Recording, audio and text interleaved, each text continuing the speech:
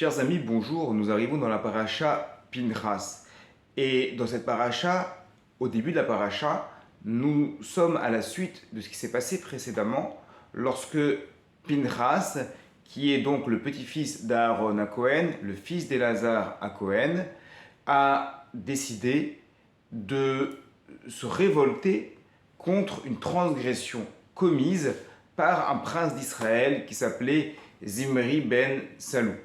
En effet, Balak n'ayant pas réussi à faire maudire le peuple d'Israël dans la paracha précédente, il a finalement décidé d'envoyer des jeunes femmes pour faire fauter le peuple. Et malheureusement, les Bnei Israël ont transgressé.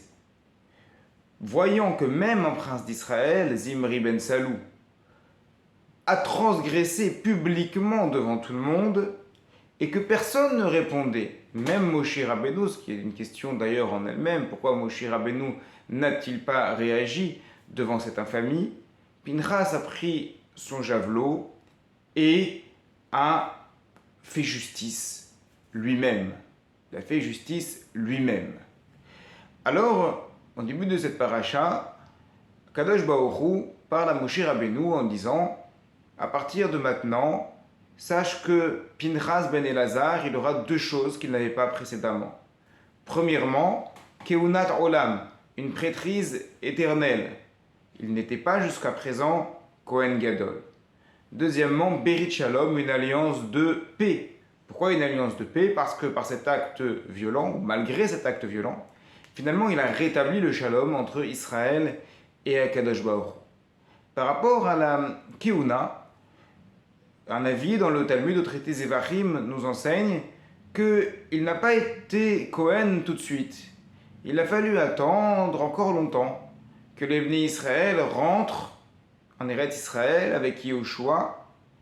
Et il y a eu un certain épisode durant lequel les personnes, les tribus qui habitaient en Transjordanie, c'est-à-dire les Bnei Gad, les Réhouven, n'ont pas pu, au début, n'ont pas voulu s'installer en Eretz Israël.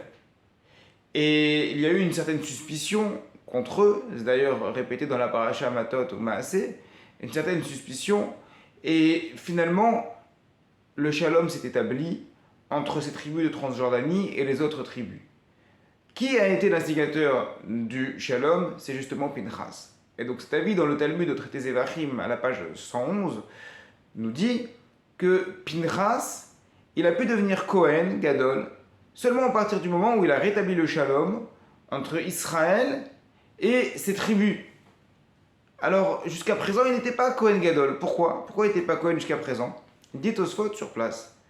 Parce que les tribus le critiquaient. Et c'est ce que dit Rashi au début de notre paracha.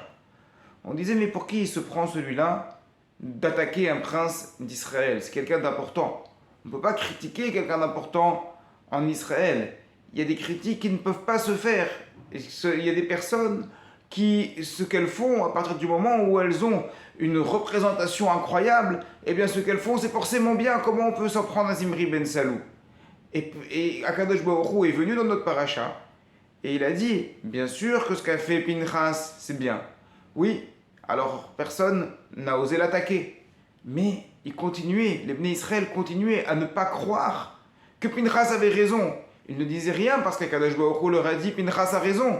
Mais dans leur tête, à l'intérieur d'eux-mêmes, le Kaal disait c'est pas possible de s'en prendre à un prince d'Israël. Il a fallu attendre que Pinchas vienne instaurer un véritable shalom, ou du moins ce qui est pris vers l'extérieur comme un véritable shalom, en faisant la paix entre les uns et les autres, pour que tout le monde se rende compte qu'en réalité Pinchas, il veut le bien pour tout le monde. Pinchas, il veut le bien pour tout le Kaal Israël. Voilà ce que l'on apprend dans cette paracha. Parfois, on fait des choses qui sont bien aux yeux d'Akadosh Baruch Hu, mais on n'est pas accepté. Et pour comprendre que ce qu'on fait est bien, eh bien, des fois, il faut faire ses preuves. Et à partir du moment où tout le monde est d'accord, à partir du moment où les gens se comprennent vraiment et plutôt intègrent vraiment qu'on veut du bien pour eux, à ce moment-là, ils commencent à donner du crédit. C'est la psychologie humaine Et lorsque ça touche le cas d'Israël, eh bien ça a des conséquences tellement importantes. Voilà donc quelques petites idées pour étudier et travailler ce point dans la paracha de Pinchas. Shabbat Shalom à toutes et à tous.